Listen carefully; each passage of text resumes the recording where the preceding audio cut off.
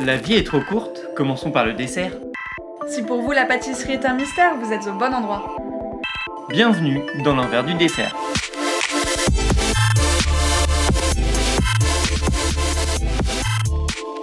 Moi, c'est Clémence, je suis littéraire et passionnée de pâtisserie. Et moi, c'est Vincent, je suis un grand touche-à-tout, mais surtout passionné de pâtisserie. Et on s'est rencontrés sur les bancs du CAP à Ferrandi en 2017. Et du coup, vu qu'on discute beaucoup tous les deux de gâteaux et de tout un tas de choses, on s'est dit qu'on allait vous emmener avec nous. Allez, on vous invite.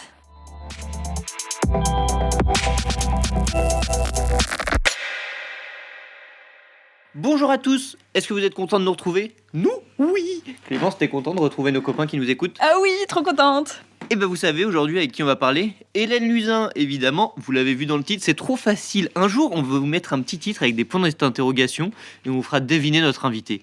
Moi, ça me ferait beaucoup rire, mais évidemment, ça plairait à personne. Voilà. Bon, allez, Clémence, tu peux nous parler d'un peu de ce dont on va discuter? Donc, des idées qui font rire que Vincent et qui ne plaisent à personne, c'est à peu près 60% de ce qui se passe pendant nos temps de travail.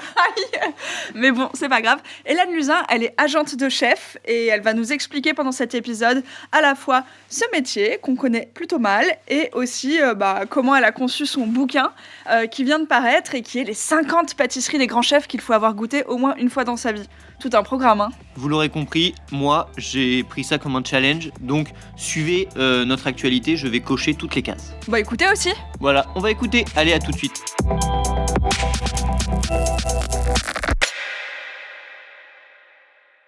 Donc aujourd'hui, on vous retrouve avec Hélène Luzin et on est vraiment ravis de l'avoir à notre micro, déjà parce que t'as répondu de manière hyper sympa dès qu'on t'a contacté et ça fait plaisir. Et puis parce que ton livre qui vient de sortir et dont on parlera dans la suite de l'entretien, donc 50 pâtisseries de grands chefs qu'il faut avoir goûté au moins une fois dans sa vie, on le voit partout et du coup on aimerait en parler, on parlera un petit peu des critères qui font qu'un gâteau est... Et puis nous, ça nous intéresse aussi de savoir toutes les pâtisseries à avoir goûté au moins une fois dans sa vie finalement. Je crois pas qu'on soit au courant. Mais bon, attends, je ne spoil pas la suite. Dans un premier temps, est-ce que tu veux bien te présenter, s'il te plaît? Bonjour, d'abord, merci de m'inviter à votre micro aujourd'hui. J'ai répondu de manière sympa parce que je suis hyper sympa. J'ai été juste moi-même. Je trouve qu'il faut soutenir des jeunes comme vous qui se lancent dans des initiatives comme ça parce qu'il y a plein de choses à dire sur la pâtisserie. Il faut ouvrir la voie. Et je suis Hélène Luzin, donc je suis d'abord agent de chef à travers mon agence Marqué Chef. Et je suis aussi auteur de livres. Donc le premier livre qui concernait plutôt la cuisine gastronomique, 50 plats de grands chefs qu'il faut avoir goûté une fois dans sa vie. Et là, je viens de sortir aux éditions La Martinière 50 gâteaux de grands pâtissiers qu'il faut avoir goûté une fois dans sa vie. Donc j'adore le chiffre 50, mais je n'ai pas encore 50 ans. Bah écoute, 50 pourquoi pas en vrai, mais c'est déjà pas mal, ça devait être un sacré boulot quand même, surtout pour les plats et les pâtisseries. Mais je pense qu'on va faire un peu en deux parties. Alors je sais pas trop par quoi on va commencer. Peut-être, allez, on va commencer par l'actualité. On va commencer par le bouquin. Déjà, à quel moment on se dit, tiens, j'ai envie de faire une sélection et de trouver 50 plats à goûter au moins une fois dans sa vie, et surtout, qu'est-ce qui se passe dans notre tête quand on déguste un plat et qu'on se dit il faut le goûter au moins une fois dans sa vie? Quels sont les critères? Ou plutôt parlons des pâtisseries vu que c'est plus d'actualité. Ça fonctionne pareil pour les deux. J'ai mon activité d'agent que j'adore. J'ai quasiment 10 ans. Maintenant, ma boîte a quasiment 10 ans. Donc, j'ai une dizaine de chefs que j'accompagne très régulièrement sur tout ce qui est conseil au sens large. Ce sont des chefs que j'affectionne particulièrement, de qui je suis très proche et que je défends beaucoup. Et un jour, quand j'ai eu 40 ans, je me suis dit, c'est bien d'être agent, mais qu'est-ce que tu vas laisser comme trace à tes filles? Puisque j'ai 2 filles, Chloé qui a 13 ans et Anaïs 7 ans. Il n'y a pas vraiment quelque chose de concret à laisser aux enfants. Ah, tu voulais un objet? Voilà. Je me suis un peu vue lors de, la fin de ma vie. Ça correspondait aussi au décès de mes beaux-parents, ce qui m'a beaucoup marqué. Et je me suis dit, qu'est-ce que je laisserais à ma fille, moi, avant de mourir? Je dis, mes filles en l'occurrence.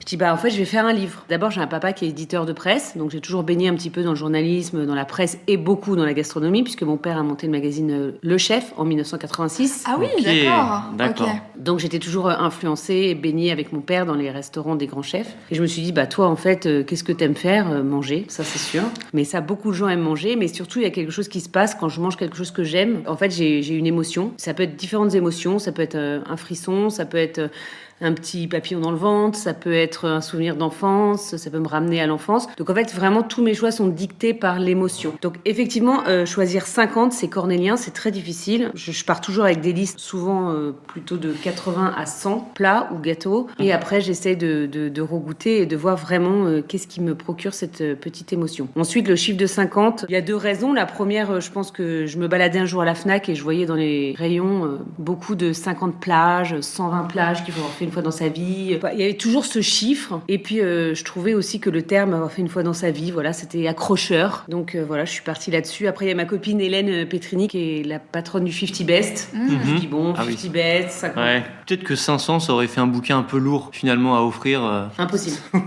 Mais d'autant plus que du coup, dans ton livre, ça se décompose de la façon suivante, c'est que tu présentes le chef en une espèce de petit entretien et ensuite la recette. Alors ça, c'est parce que pour moi, des livres de recettes, il y en a des millions, donc je vais pas faire un livre de recettes et puis j'ai aucune crédibilité par rapport à qui je suis de faire des livres de recettes. Donc du coup, moi, je suis partie plus de ce que j'aime faire, c'est-à-dire de l'entretien, de l'interview que je faisais à l'époque quand je travaillais avec mon père. Et du coup, j'ai toujours gardé ce côté interview d'abord et puis ensuite recette, parce que au début, moi, je voulais même pas mettre de recettes, mais mon éditeur m'a dit un livre de cuisine sans recettes, c'est pas possible. Il va falloir mettre les recettes. Ah mais c'est vrai que c'est un livre d'histoire. Ça aurait été tout à fait différent, mais En c'est fait, intéressant aussi. Tu voulais peut-être plus juste raconter l'émotion que tu as ressentie pendant la dégustation plutôt que vraiment la composition du gâteau? En fait, j'ai plus transféré sur le chef en lui demandant à lui quel a été son processus créatif, qu'est-ce qui a fait le petit clic ou qu'est-ce qui a fait l'étincelle qu'il a créé ce gâteau. Et souvent, un gâteau signature est un gâteau numéro 1 des ventes. C'est souvent un gâteau grâce auquel on arrive à se démarquer, on arrive à toucher un public assez large. Et du coup, souvent, ça va ensemble. Signature égale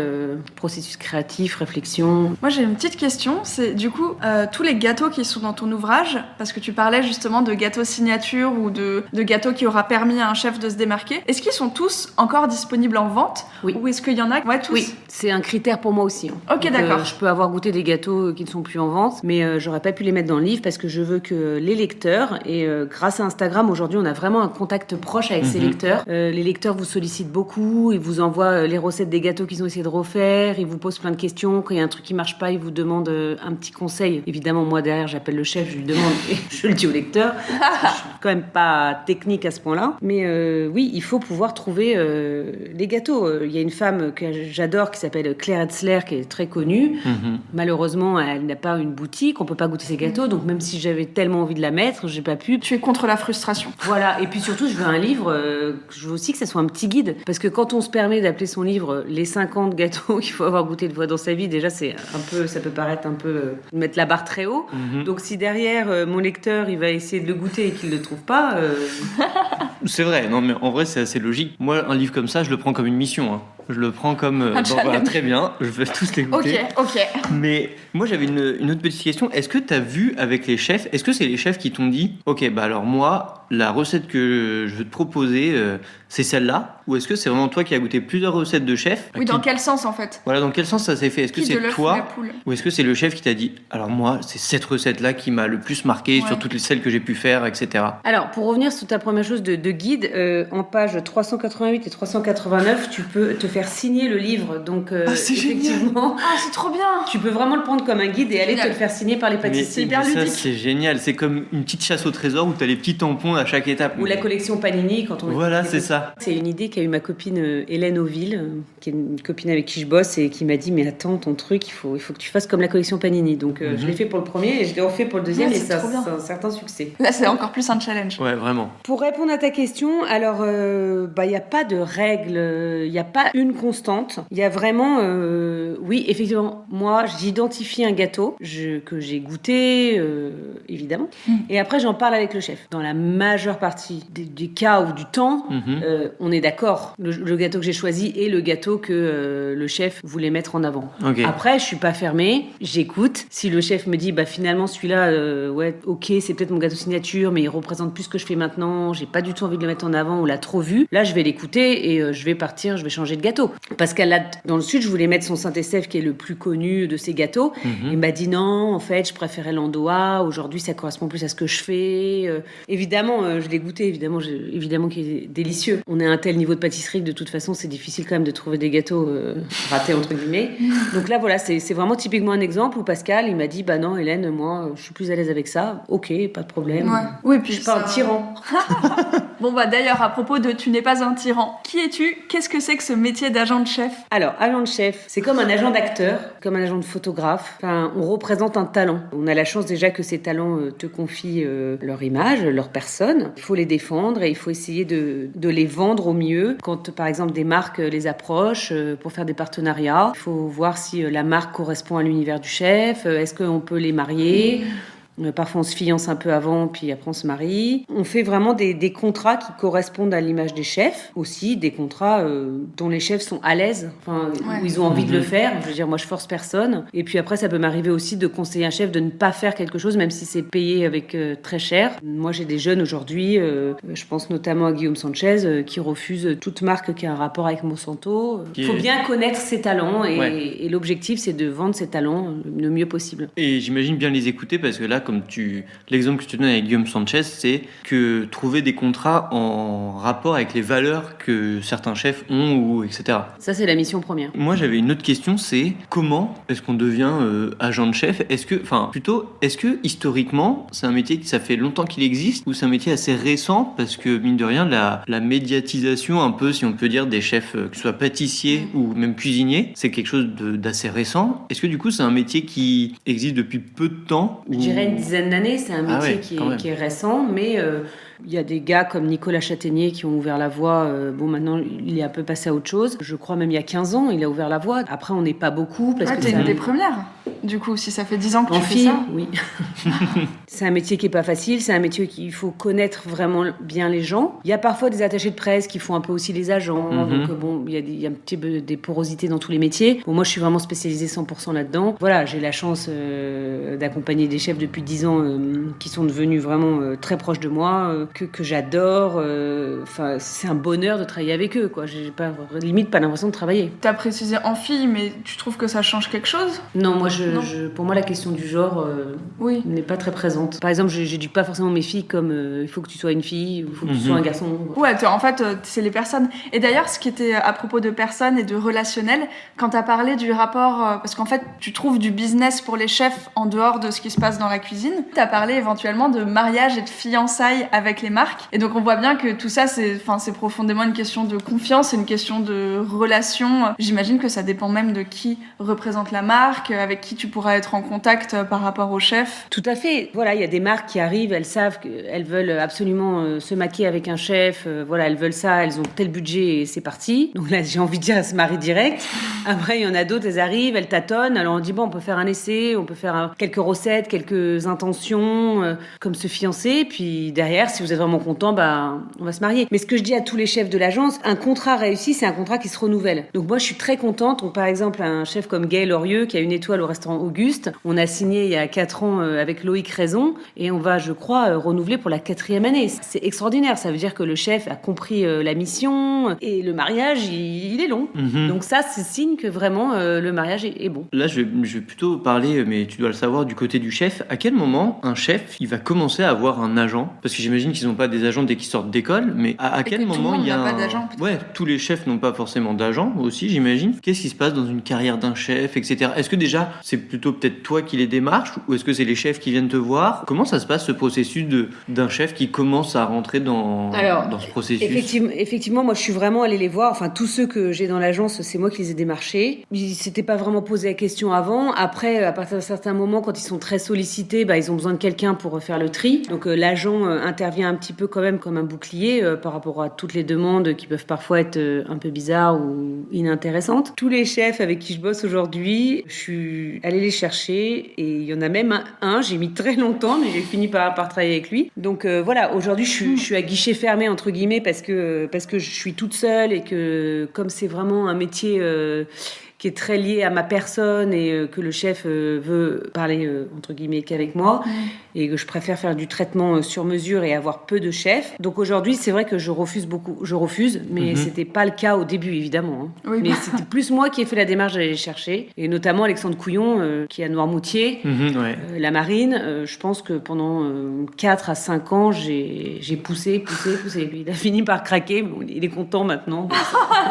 Il était là au... C'était quoi le festival où on est allé? Omnivore. C'était Omnivore, C'était Omnivore, il était là. Ce qui est super dans ce que tu dis, c'est que on voit que, donc en effet, tu as dit que tu les as démarchés. Par exemple, l'exemple que tu dis avec Stéphane Couillon, c'est... Bah non, pas Stéphane. On va revenir un petit peu en arrière. Pardon. Alexandre Couillon. C'est que c'est vraiment des rencontres, et on sent que c'est des chefs où t'aimes leur travail, parce que j'imagine que tu te serais pas autant accroché si finalement t'aimais pas spécialement son travail. Donc en fait, c'est vraiment une rencontre et une vraie relation qui s'installe pour que tu puisses travailler avec certains chefs. Complètement. Il y a beaucoup d'affect. On peut me le reprocher parfois, mais finalement, peut-être au début, c'est un peu dur d'être comme ça, parce qu'on prend tout au pied de la lettre, on est trop sensible, mais au final, moi, ils me le rendent tous super bien. Clément Bouvier, que je suis allée chercher, personne ne connaissait, il avait même pas une étoile, il est Ursus à Tignes, aujourd'hui il a une étoile à Ursus, une étoile au panoramique.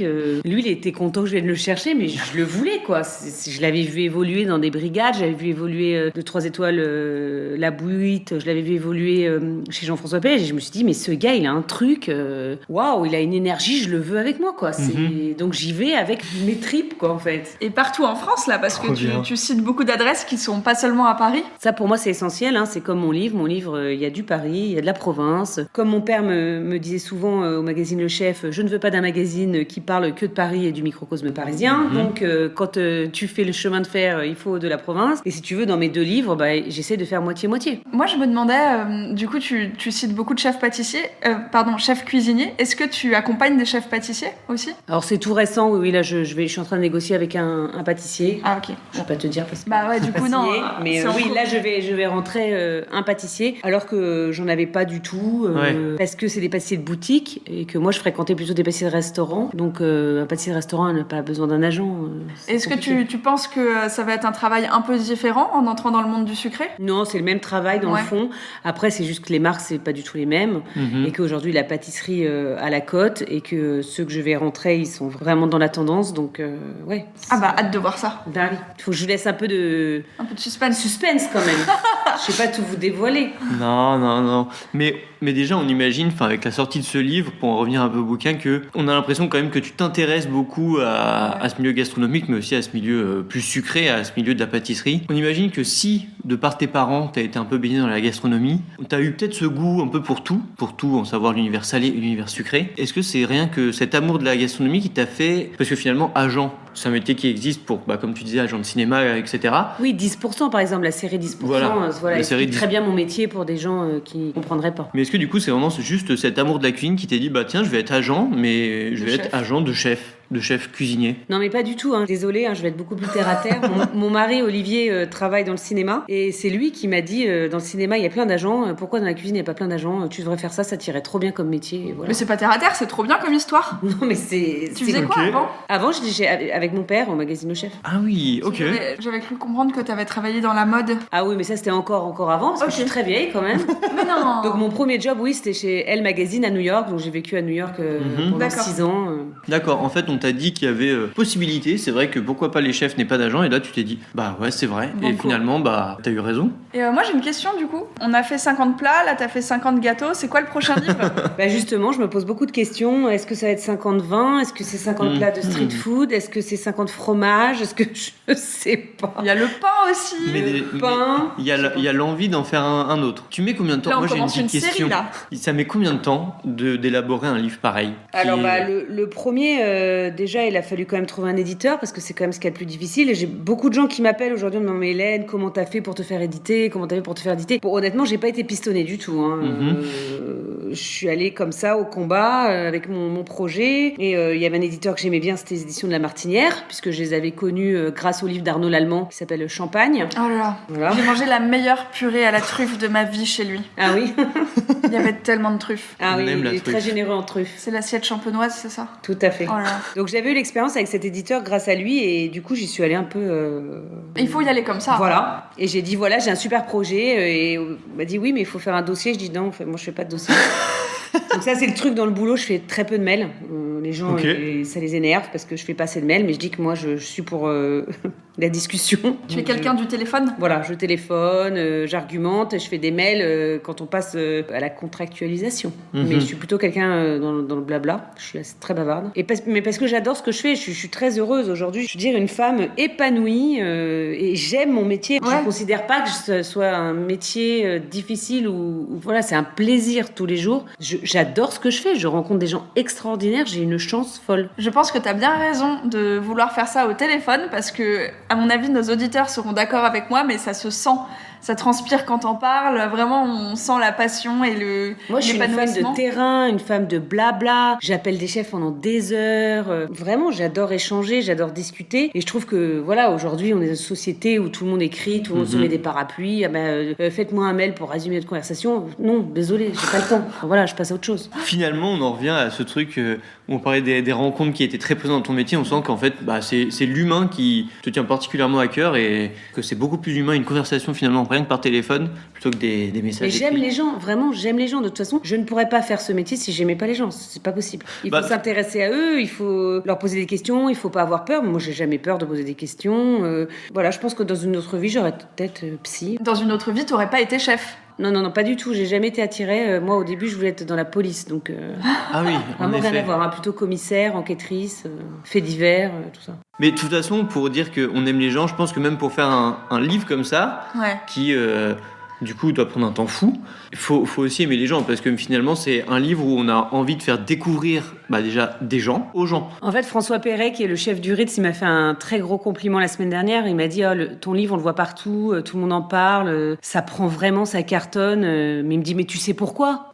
Naïvement, je dis non. Il me dit mais parce qu'en fait les gens t'apprécient, donc ils sont contents, ils parlent du livre et du coup ça fait un boomerang. Trop mignon. Il faut vraiment donner de sa personne, je pense. Je pense que quand on apprécie une personnalité, les projets qui découlent de cette personnalité sont tout de suite beaucoup plus parlants. T'as envie de soutenir ? Ouais, c'est ça. C'est un beau livre qu'on voit beaucoup, mais ça l'a mérité. On n'a pas encore eu l'occasion de le feuilleter, mais on va pas manquer ça. Et moi, ce que j'ai beaucoup aimé dans la manière qu'avaient les chefs de parler de ton livre, enfin, je parle de ce que j'ai vu sur les réseaux sociaux, évidemment, mais ce qui revenait beaucoup, c'était très heureux de faire partie du livre, d'avoir participé à cette chose-là. Heureux, content, fier. Ouais, vraiment, cette idée de « je suis dedans, je suis trop content ». Après, moi, ce que je dis toujours, c'est je vis ma passion à travers la leur. En fait, j'ai cette chance-là, je vis ma passion à travers eux. Et finalement, je veux leur rendre hommage, donc j'essaie de faire un livre. Et là, vraiment, je tiens à saluer aussi le boulot de Édouard, qui est un gars extraordinaire, qui fait toute la maquette, qui est le directeur artistique du livre. Le boulot de Guillaume Zwerg, qui a sublimé les gâteaux. C'est vraiment un travail d'équipe pour faire vraiment un bel objet. Vraiment un bel objet. Puisqu'on part de là. Le truc, c'est qu'une vie, c'est quand même assez long. La pâtisserie, et les gâteaux et les plats, ça évolue. Est-ce qu'il va pas falloir faire une sorte de mise à jour à un moment ? Est-ce que dans 10 ans, il va y avoir les 50 autres gâteaux à avoir goûté dans sa vie ? C'est sûr. C'est Pierre Hermé qui en parlait hier. J'ai fait un live avec lui. Il m'a dit, Hélène, dans 10 ans, faudra faire la suite. Bah oui, c'est ça. Vincent, tu dis la même chose que Pierre Hermé. Ouais, voilà, c'est la comme classe. Homme extraordinaire, soyez en passant, d'une bienveillance unique au monde. On nous a dit beaucoup ça, oui, en effet. Quelqu'un d'extraordinaire. Bon, c'est pas un livre que tu vas leur laisser à tes filles, c'est un rayon de bibliothèque. J'aimerais bien que Dieu t'entende. On verra. En tout cas, on a hâte de voir les prochains... Je sais pas ce que ce sera que la suite, mais tu nous as déjà donné quelques petites idées. Hein. On a entendu des petits plats street food, etc. Donc, on pense de toute façon, il y a des choses à faire. Il y a beaucoup de choses à faire. Il y a beaucoup de choses à manger. Heureusement, parce que nous, on apprécie ça. Et puis, on pense que pour faire un livre pareil, tu dois apprécier ça aussi. Est-ce que ce serait pas l'heure de nos petites questions rituelles ? C'est ça. Est-ce qu'on n'a pas fait un joli petit tour sur ce fameux métier d'agent qui est un peu assez obscur ? C'est vrai que c'est quelque chose qui se développe. Ça ne nous étonne pas qu'il n'y en ait pas beaucoup, parce qu'on n'en entend pas trop parler. Il faut avoir la confiance. C'est ça qui est le plus difficile, en fait, c'est d'acquérir la confiance des chefs. Et par exemple, les chefs avec qui je bosse, je les mets toujours dans la confidence de mes projets. Je leur demande, tiens, pour le tome 2, qu'est-ce que tu penses ? Pour le tome 3, qu'est-ce que tu penses ? Ils sont toujours super bienveillants, ils me donnent plein de conseils. Donc c'est un échange. Une petite équipe, en fait. C'est un vrai échange, en fait. C'est dans les deux sens. Et alors moi, petite question, peut-être, j'espère pas piégeuse, mais quand on est agent de chef et qu'on écrit un livre sur, finalement, où on met en avant des chefs, comment on fait la balance entre, est-ce qu'il faut que je mette tous, comment on fait cette balance? Dans mon premier tome, il n'y a pas tous mes chefs. Non, très objectivement. Donc quand tu fais ce livre, t'es dans un autre projet, donc tu ne vas pas... T'es vraiment intègre. J'essaye, le mieux possible. T'as dit que t'avais une dizaine de chefs, du coup, mathématiquement, on se dirait que... Qui peuvent tous rentrer, mais... Non, mais c'est bien. Réponse claire. Bon, Bon alors. Du coup, on a fait un joli petit tour. On va passer à nos petites questions rituelles. Et la première, on espère, vu tout ce que tu nous as dit sur ton père, que ça va être assez intéressant. Mais quel est ton premier souvenir sucré? Meringue de ma grand-mère. Meringue bien blanche au four, mais j'ai jamais réussi à les refaire. Avec ma mère, on a essayé la recette, on n'y arrive pas en fait. Ça, c'est souvent ça. On se demande comment elles font les grand-mères, mais elles ont toujours une recette qu'on peut pas reproduire. Et alors pour la deuxième question, on va te faire tirer au sort en direct un nombre entre 1 et 20. 4. Est-ce que tu es pour ou contre le cake design? C'est quoi ça? Ça suffit. C'est dans la boîte. Même réponse que Patrick Roger qui nous a dit ça. C'est les gâteaux... Je reconnais bien Patrick Roger là.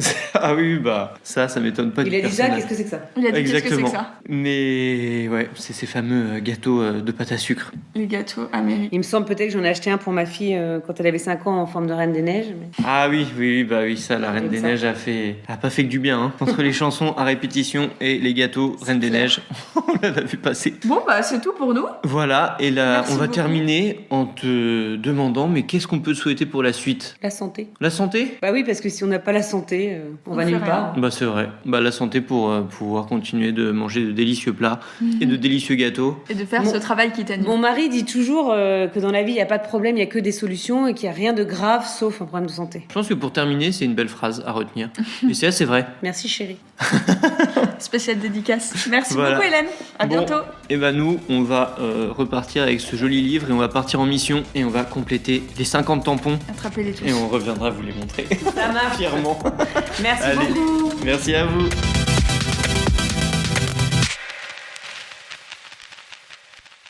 C'était bien, hein? Nous, on a adoré. Bon du coup, si vous voulez en savoir plus et notamment retrouver le petit cadeau d'Hélène, c'est sur Instagram. Notre compte Instagram, comment s'appelle-t-il, Clem? L'envers, tiré-du-bas dessert. Mais quoi, vous le savez pas déjà? Voilà, Clem n'est pas très inspiré pour cet outro, du coup je vais lui faire des textes à trous. Donc vous pouvez nous retrouver aussi sur notre site internet, L'enversdudessert.com, sur lequel il se trouve tout un tas. d'articles, Évidemment, nous sommes à présent sur Twitch, tous les jeudis et YouTube. et YouTube, évidemment. Et sur Twitch tous les jeudis, du coup on disait, et très bientôt, une petite émission le soir pour un événement particulier, vous allez voir. Bon sur ce, nous on vous dit à mercredi prochain, à jeudi sur Twitch, et puis voilà, bonne fin de journée, hein. Bisous. Et franchement, j'ai jamais vu autant de suspense, je sais pas comment vous allez survivre à ça, mais je tenais également à remercier 12 qui nous fait les musiques et le mixage de nos épisodes. Salut!